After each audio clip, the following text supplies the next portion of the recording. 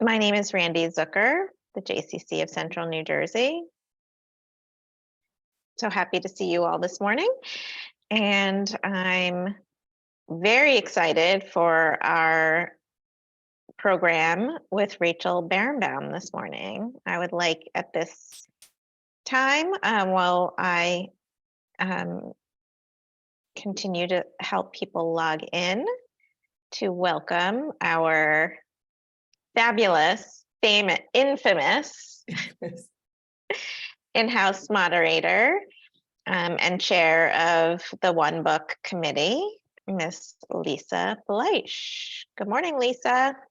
Morning. Hi, everybody. It's so great to be here. Happy New Year to everyone. This is our, as Randy said, I'm Lisa Bleish. I'm the chair of the One Book, One Jewish Community Book Read, as well as the in-house, JCC's in-house author moderator. So it's a great honor that I wear this title. I hope everyone had a wonderful winter holiday break and Happy New Year and all a happy, healthy for 2023. We have an amazing lineup of authors coming to us this year, and we hope that you'll read along with us and join us for all of these interesting conversations. This morning, I have the distinct pleasure of introducing Rachel Barenbaum. We loved her debut novel, A Bend in the Stars, a few years back, and now we are happy to talk to Rachel this morning about her newest book, Atomic Anna. In addition to writing novels, Rachel is a prolific writer and reviewer. She is a reviewer for the LA Review of Books, the Tel Aviv Review of Books, and the Dead Darlings. She is an honorary research associate at the Hadassah Brandeis Institute and a graduate of the Grub Street's Novel Incubator. Her podcast, check this out, is sponsored by the Howe Library and A Mighty Blaze. In a former life, she was a hedge fund manager and a spin instructor. She has degrees from Harvard in business and literature and philosophy. She is joining us this morning from Brookline, Massachusetts, where she lives with her husband and 3 children. Please join me in welcoming Rachel Barenbaum. Hi, everybody. Thank you so much for having me. Thank you, Lisa. Amazing. Yeah, thank you. So great to be here with you. If you want to maybe just start us off and give us a little presentation, tell us a little bit about what your book is about. Yeah. So thanks everybody for joining us this morning. And thank you so much for reading Atomic Anna. There she is in all her beauty. And thank you for having me. And Lisa, it's so exciting to be on here with you because we actually both went to HBS.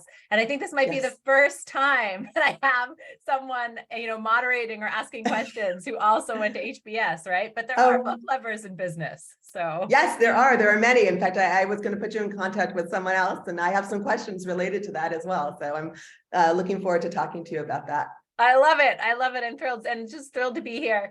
Okay, so I'm going to share my screen and I'm going to give about a 15-20 minute presentation and then open it up to questions. And basically I'll start off with the presentation, because it usually covers a bunch of the big questions that you have and maybe lead to some others. So definitely keep your questions coming. Lisa will keep track of them. I'll look at them afterwards and we will get to all of them. So thank you.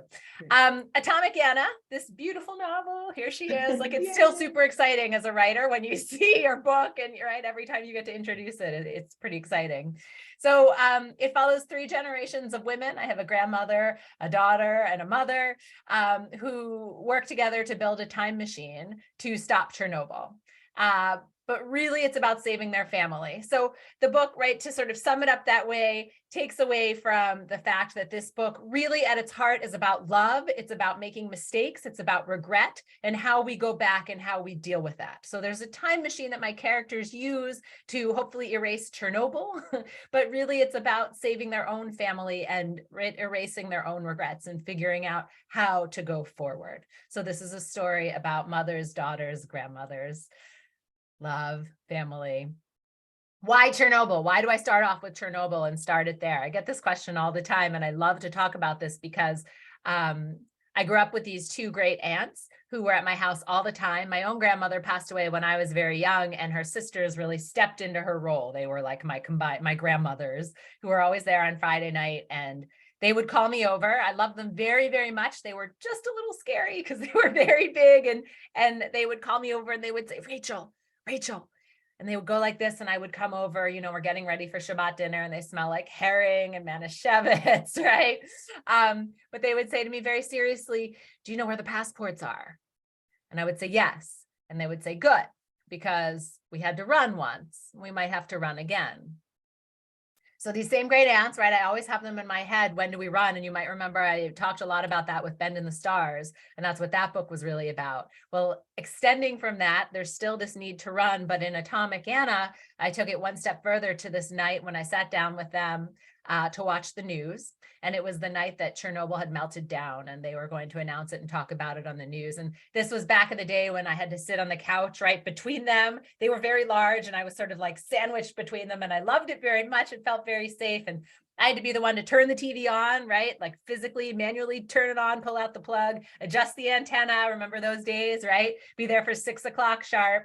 And the news comes on and the news broadcaster says, today there was a terrible accident in the Soviet Union. And he went to talk about how the power plant at Chernobyl melted down and how thousands of people could die, maybe millions over time.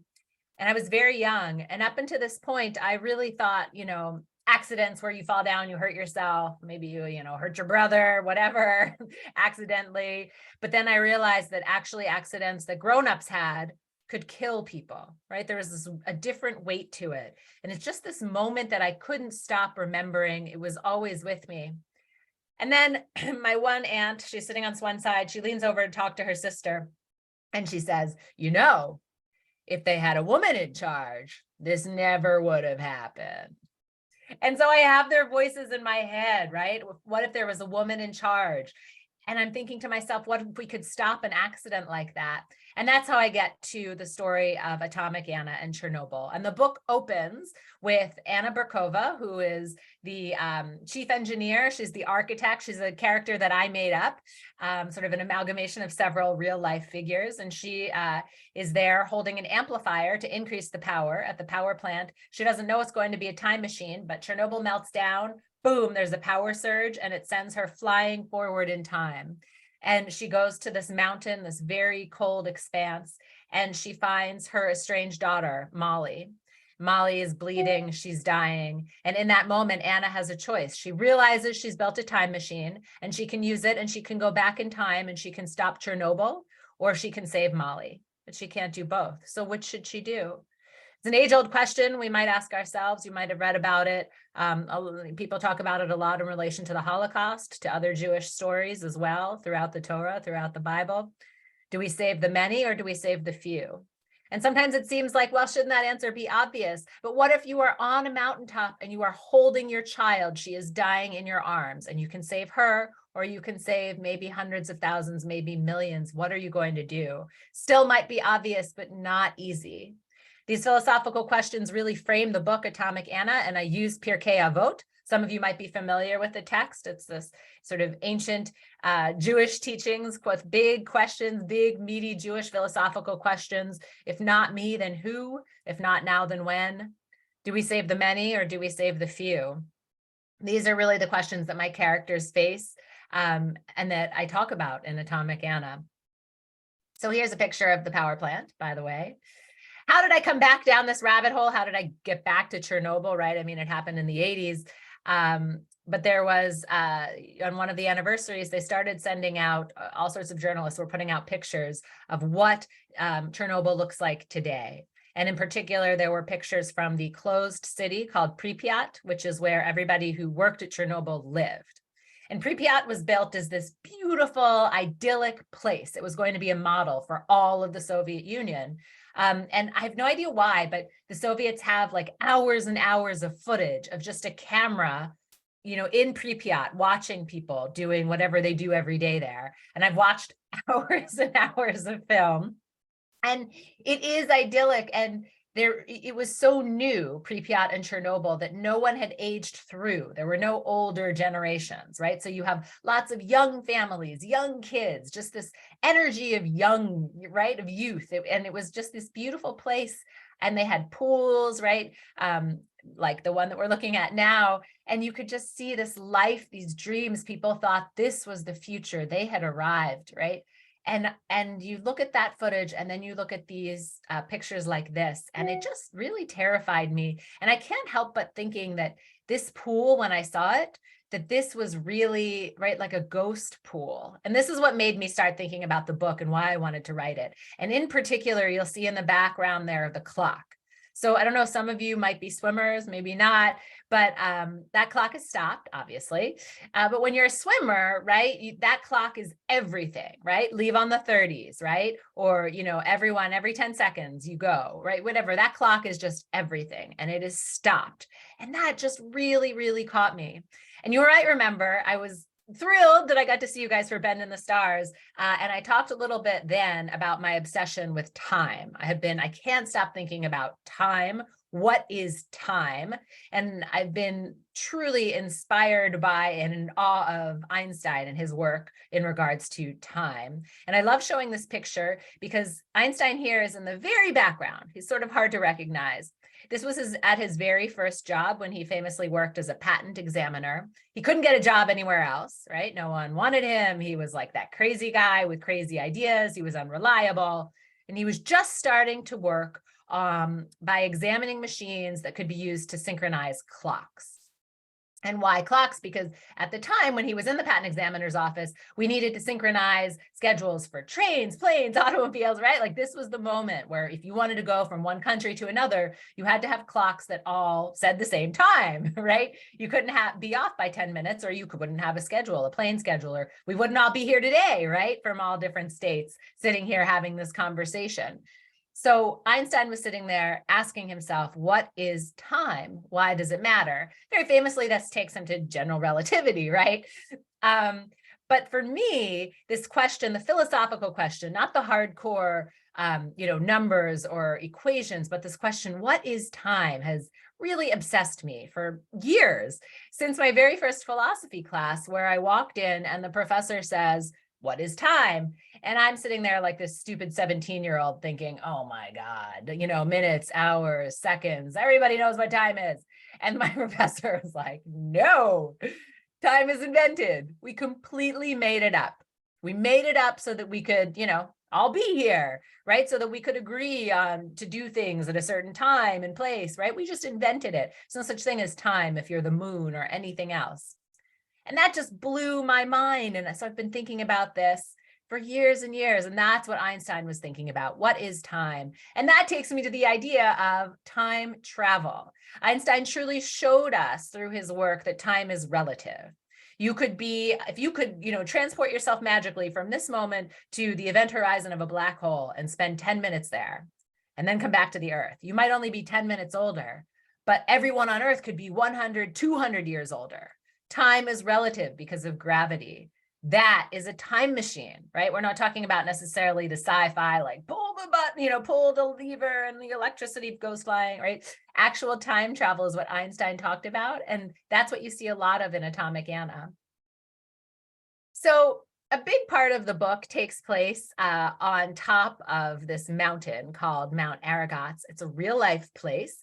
So as I mentioned, the book starts with Anna holding her, her little machine that's meant to increase power, her amplifier, and it shoots her forward to the snowy mountaintop. And she finds herself here on Mount Aragats. And this is where she's building the time machine.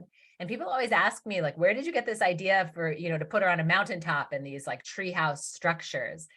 And, Chernobyl to the mountaintop, how does that happen? And I just thought, well, if we're at a place as amazing as the Chernobyl power plant, we've got to be somewhere else just as amazing. And I was reading an essay in the New York Times and then the Guardian, and it was also I saw it again in the National Geographic, of a cosmic ray station, a real life cosmic ray station that the Soviets built to track cosmic rays. And this is it. This is actually it. Toby Smith, this amazing photographer, took pictures and talked about what was happening there. It's now in Armenia, right? But it used to be in the Soviet Union, and there's still people there. And I just thought, if Anna's going to be hiding anywhere, thinking about time, trying to build a time machine, this is where she's going to be. So for those of you that have read the book, I talk about this, right? The cold expanse, the snow, the mountaintop, the big main building. This is it. This is where she is. And I cannot stress enough, this is real. Like, I didn't even make these parts up, right? The cosmic ray station, Chernobyl meltdown, it's all real. So again, what else is real? What else is happening in the book? So I talked a little bit about Anna and Atomic Anna, right? She's the first generation, the character who builds the time machine, who's working on the power plant. And she's the one who, right, she shoots forward and she finds her estranged daughter, Molly, dying on the mountaintop. Who's Molly? So here we are at the middle generation of the book, and you see the comics right away. Molly, the middle generation in that grandmother, right, mother-daughter trio there, is actually, Anna sends her to America with her best friend, has her best friend adopt Molly, thinks that she's going to have a better life in America. And Molly doesn't want to have anything to do with science. She doesn't want to have anything to do with math like her mother, partially because, well, she's very rebellious, but also because she sees the world differently. So her mother sees the world in terms of equations and physics, and Molly sees the world in terms of light and dark and color. And she is pulled into the comics movement, comics with an X. So some of you might have heard of Trina Robbins and the East Village Other. It's a very big movement in the 70s that really sort of was a part of the second wave of feminism that I think we don't talk about enough. And that's why I put her in the book. Trina Robbins, an amazing Jewish woman, showed up and said, you know, one of the ways you also can express yourself is through art and comic books. But every time she would pick up a comic book, it was always about, you know, men saving women or women being thrown into refrigerators. Yes, this is actually true. Women were thrown into refrigerators. So here we are, women are fighting in the 70s, right, for the right to have their own bank accounts and mortgages and the right to choose, the second wave of feminism, right? We've got Gloria Steinem, Shirley Chisholm, like amazing women luminary, right, looming over us, trying to change the world. And Trina Robbins wants to see it in comics because this is how girls, right? This girl should be reading comics. This is where a lot of people start reading. And instead, when she picks up comic books, women are being thrown into refrigerators. There's actually a new book called The Refrigerator Monologues that modern day comic book artists, women, wrote to sort of document this and our movement out of the refrigerators. So Molly picks up on this and she starts drawing her own comic book. She calls it Atomic Anna. And she has three main characters, and her comic books are how her mother, Anna, and then Molly's daughter, the third generation, Raisa, communicate. They communicate by leaving these comic books, right? Anna drops them off, or Anna gives them to Molly, Molly drops them off, and then Raisa has to solve these equations. The quest for the three of them is to, you know, basically fix the time machine so that when Anna travels, she's not hurt, because right now it's killing her when she uses it. So can Raisa fix the time machine and save her family, maybe stop Chernobyl? But comic books are really how they communicate. And I talk about this second wave of feminism through the comic books. So one of the amazing projects that I got to do as a part of this was after the book went to bed. So like after we finished all the editing, we had the cover, right? We have the initial quotes, the blurbs from everyone. The book is sent out to reviewers, to people like you guys to read, to decide if you want to invite me to come, right? Everyone gets these early copies. And while they're reading, the author, me, I have like 6 or 9 months to sort of wait and see what's going to happen. So during this time, I thought, you know, this book has, you know, we talk about comic books in the book. What if I can find real life women who are comic book artists today to draw the characters that I imagined in this book? So I contacted Kelly Sue DeConnick, who's a very famous woman working in comics today. And I said, I want to, you know, hire 2 women to draw this dream that I have of these comic books and the main characters. And she runs this list of women who could, you know, who are working in comic books, who are looking for work. And I went through and I found these 2 amazing artists who did it for me, which was amazing. So I described the comic books in 2 stages. First, Molly draws them when she's younger, when she's a teenager. And that's what we're looking at here. So we see her 3 main characters, Mighty Minerva, Atomic Anna, and Rocket Raisa in their younger sort of, right, embodiment. This is what she saw in the beginning. And there's a little animation in here. Forgot about that. And then we get to her older comic books. So Molly has a very hard life. She falls to drugs and alcohol, right? Addiction is really running her life. There's some dark topics in there, as there are in real life. And her characters change as she gets older, and she falls in love. And we see some of the men. in the novel emerge. So there is mother-daughter family love, but there's also romantic love. There's a big romance. For those of you who remember from Ben and the Stars, I love romance. I can't write a book without romance. So there are men in the book too that they fall in love with. Anna's first love is actually Yulia, her best friend even. So there's lots of love, but she ends up marrying somebody else. So you see here the characters when they're older. And then they put together these comic book covers for me, and we got to blast these all out over social media. And it was super fun to send these out and see the responses to these comic books. So the third generation in the book is Raisa. I talked about her briefly. She's a math genius, a prodigy, and really Anna needs her help, right, to perfect this time machine. And she reaches out to her, and Raisa is living in Northeast Philly, which is, I grew up in Philly. This is like my old stomping grounds. And what did it look like? What was her world? So I dug up some old photos of the flea markets that I describe in the book here. And she's working in the Russian market, a butcher shop that her adopted grandparents own. And so here are some pictures of what the butcher shop actually would have looked like. And this is where she would have lived. And as I'm writing, I look at these kinds of pictures too, because to write a scene that happens in a butcher shop, in the 80s and 90s, you have to really see it, right? And see those little details. If someone, flails their arm, what are they bumping into? Well, salami, obviously, right? So you can see that.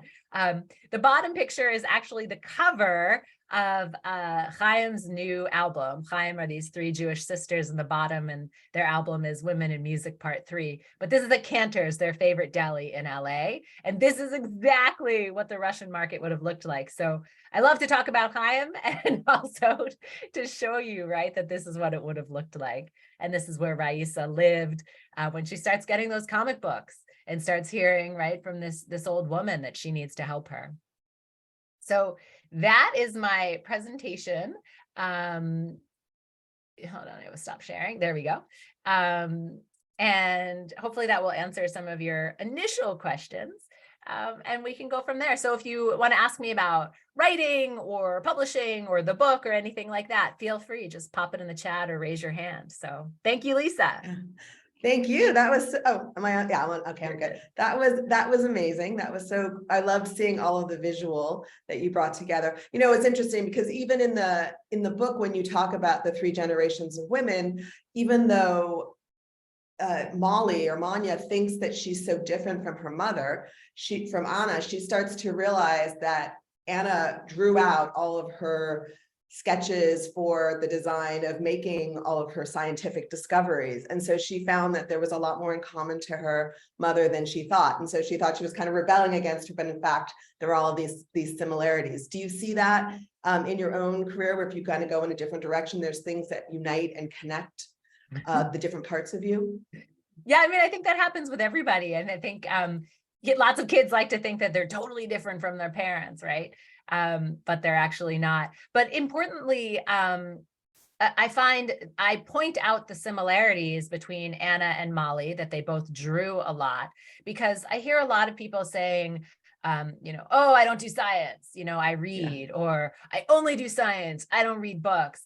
And actually, I think Einstein, I always look to Einstein, right? Is a great example of, you can't be that pointed. Nobody just does those one things, right? Like, he played the violin passionately, he read passionately, and opening up your mind to these other things you can do can help you, right, sort of get further in what you're actually working on, right? So by him talking to artists, he actually had made progress on general relativity. So he didn't even talk to mathematicians until pretty far along in the theory, right? When he had to translate the ideas. But at first he had to think through them and imagine them. And when you think about, waves, right? He thinks about sound waves, and he's thinking about the violin, and that inspires him to get through to time.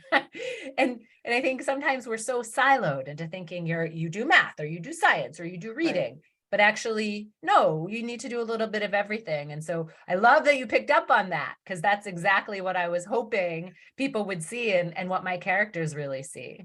Right. Well, now there's a big push in education for interdisciplinary. So that's kind of the thing, is that you kind of have to see how things merge together or connect and things like that.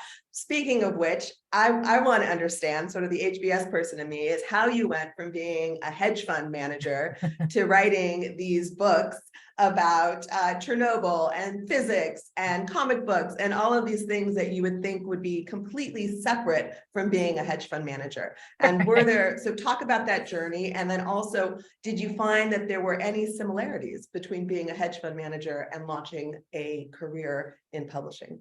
Yeah, I love this question. Thank you.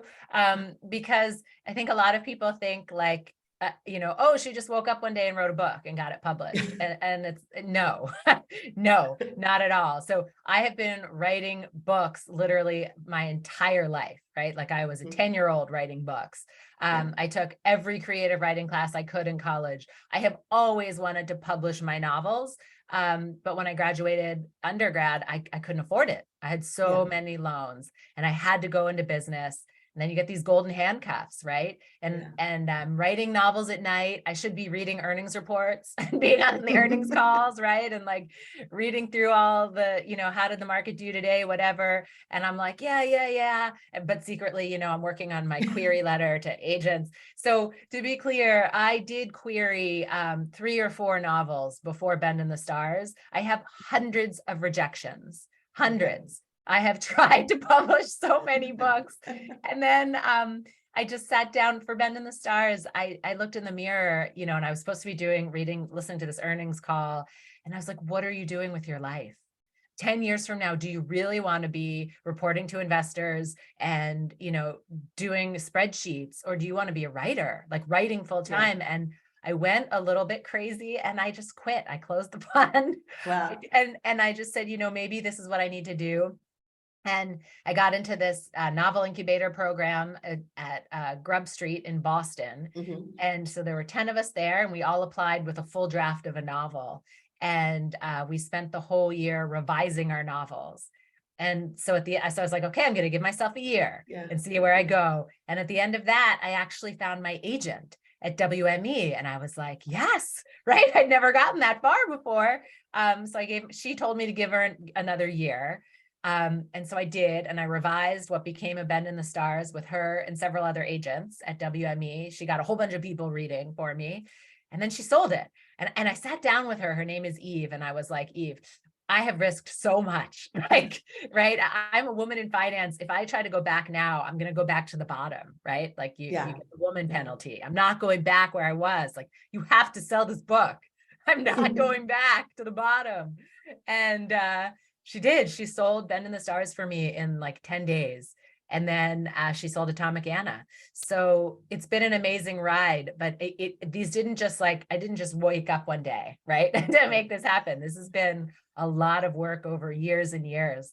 And I guess in terms of the similarity between being able to, do the spreadsheets and all that, I always think it really comes back to sports. I played a lot of sports as a kid, and I played varsity sports in college. And I think just being able to show up every day, right, and put in your 8, 10, 12 hours is a skill, no matter what you're doing, right? And even if you're doing terrible work, like I have days where I am writing terrible, terrible chapters, but you just keep going, right? You have days when you get out there and you're playing terribly if you're playing a sport, right? You're running like super slow, you're missing the ball, whatever it is, but you just keep going. And I think it's the same when you're trading stocks. Like you have some bad days, but then you have to sit there and you have to say, okay, but I know this is right, or I need to reach, change directions, whatever it is. But that's the skill I think that keeps seeing me through. I hope. That's amazing. Your resiliency and your persistence is kind of what kind of moved you forward. It's funny because I had a similar journey in that I was doing consulting and I would be sitting in on these meetings and thinking, like, I don't really care how many bags Coach sells or like what the difference is between this, that, or the other. And I would do it. It would be interesting for a while, but my thread was education. And so eventually I did sort of similar thing. I quit and I got a job teaching at Whittier College. And then that kind of launched me into my career, which has been amazing. So it's good to listen to those things that kind of those threads that keep in your life.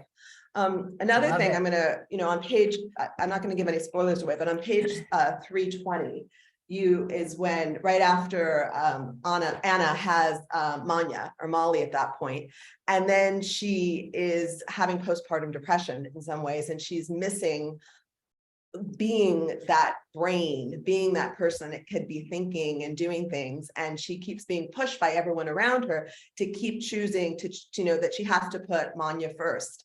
And you wrote beautifully about that conflict of a new mother has. So can you talk a little bit about that? Because it felt very real and I'm wondering if it's very personal as well. Yeah, I mean, I think that I wrote a lot about what does it mean to be a mother, right? Mhm. Do we have to be mothers just because we are born as women or with a uterus, right? Do we have to become mothers? And this need to, right? Even in Judaism, right? You talk about going from Torah, Chuppah, Masim Tovi, right? Like there's the whole sort of path you're supposed to take.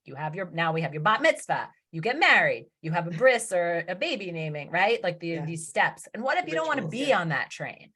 What if you don't want to be a mother? Well, lots of women are ostracized for that, right? It is still not okay, or in most places, to say, I don't want to have kids. I'm just not going to do it. And so I wanted Anna to really come out and say, my career matters. And I want to be a scientist above all. So I wrote her as a character. If she were a man, no one would have questioned her decision to go back to work 2 weeks later, right? 3 weeks later. Man would have been back the next day, but physically she couldn't do it. So I had people say, I really didn't like Anna because she was so cold. Why didn't she want more time with her child? And that's the whole point, right? I wrote her as a man. Probably because I saw that a lot in business, right? Especially when you're on the trading floor, when you're trading stocks, it's all men. And they all, right? And like, oh yeah, she had a kid yesterday, I'm back today, right? But if a woman says that, it's just looked at so differently. And I just wanted to really challenge that and that notion of who can become a mother. Because then Yulia, her best friend, her first love, only wanted children, only wanted to be a mother, and she couldn't have a child. So Anna gave her child. So what makes a mother, right? And why? And then Molly herself, she becomes a drug addict. She's an alcoholic, but she has Raisa, she has her daughter, and she always thinks she's making good decisions. She thinks she is doing good things for her daughter. Is she still a good mother? Right? I mean, you could, right? You say, no, she's on drugs, right? No, but she's not a good mother. She can't help herself. But again, what makes a good mother? Right? These questions I really wanted to ask. Right. But at the heart of that, there was also the sense of abandonment from each of them, because even though Molly thought she was there for Raisa, she wasn't. She abandoned her. And each one of them, each one of the offsprings feels as if they are abandoned by their mother. And then that drives them to to their actions. And so have the idea of adoption, I mean, because that was a theme that was very present in the book, and how does being adopted impact you and inform your life? Can you talk a little bit about that?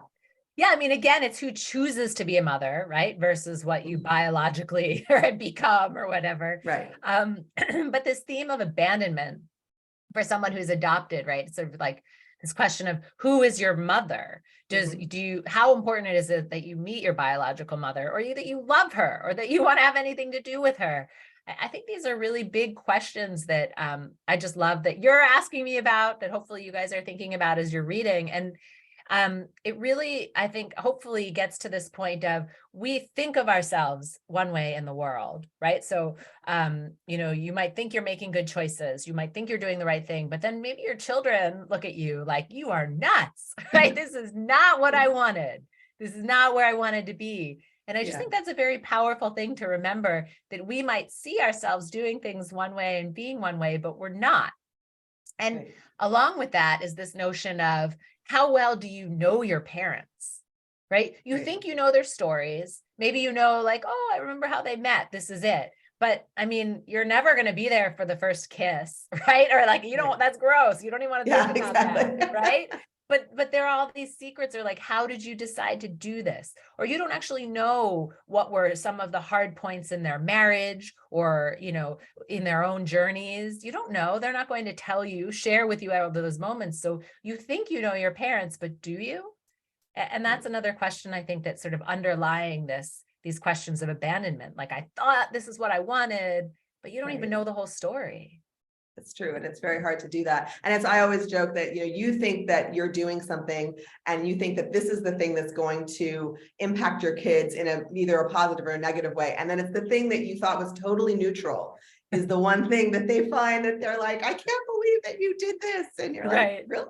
That's what you're angry about? Right. So it's always an interesting thing. Right. So, or the thing they remember. You're like, yeah, they remember. It's like this, right. What? Things that you're like, really? Like my youngest daughter was upset that I didn't let her eat goldfish as a child. I thought, really? That's the thing that you're angry about, So it's pretty funny. Amazing. But as you mentioned, at the heart of this book is the choices that we make and that how those choices impact the rest of our lives. So is there a moment in your life or history that you would like to use the time machine to go back to and change? I always find this so hard because really, I mean, I talk about a time machine as the ultimate weapon, right? That if you could use it to go back and maybe you think you're not going to interfere with anything that's happening, but you cross the street and you block somebody else from crossing the street, and then they miss the moment where they were going to meet their beshert, right? Or whatever, yeah. their love. And then you've erased an entire generation without even anybody knowing if you can come back in time. So it is a weapon, I think the most vicious that we've ever conceived of. So I always get nervous talking about, do I actually want to use it? But I guess, so when I think about what would I be okay with using a time machine for, I would love to go back to that moment when my great aunts were in Russia, right? And they were really little, but that moment where they sit down or their parents sat down, right? My great grandparents were like, we're leaving. It's time. I mean, I can't even imagine. It happens all the time now. People, right, say we're leaving everything and we're going for America, right? That is, but I can't imagine that moment. And I would love to see that in my family, in our history. Like, what was so bad? Because again, I will never know. All my family said to me was like, oh, it was terrible. They were killing the Jews. We had no future. Like we'd still be digging What year potatoes. was it that they came? So they came right before the Russian Revolution. So they came so over in the 1914, 15, 1910, different family members, right? Coming over. I think that's when my grandmother came over as well. But I never really had any sense of that history. Right. I want to know if there's any questions because we have about 6 minutes left. So if there's any questions that people want, please do put it in the chat. And I will keep asking away until we get some more there. Tell us a little bit about the process of writing this book, because there were so many jumps back and forth. How did you manage the timeline? How did you manage kind of the plotting it out and thinking through that? Yeah, so writing a time travel book is complicated. And like you, Lisa, I probably grew up in spreadsheets, right? Spreadsheets, Excel are like what I know. And so I mapped it all out in Excel, which I think in publishing is a little bit unheard of. Because the first time I sent it to my agent, she said, send the book and send the timeline. So I sent the spreadsheet and she's like, could you put that into English? So it also has sort of we were all English majors, no finance people here. Right. So it's all, I guess, in my own language. But so I wrote, I very carefully had to detail that out, because anytime you change a little detail in the book, it has to flow through every single timeline. Right. So there are little things that you just have to make sure of, like, oh, if this character shaved their head in this year, right, then is it still shaved or is it growing out, or do they talk about it being shaved? I mean, not that that's in the book, but that's an example of something that you have to remember. And when you're doing time travel and things change, you have to keep track of that. So to do that, I basically ran through and edited and read the book, sometimes chronologically by character, so would take the piece apart and just read all the Raisa chapters or all the Molly chapters.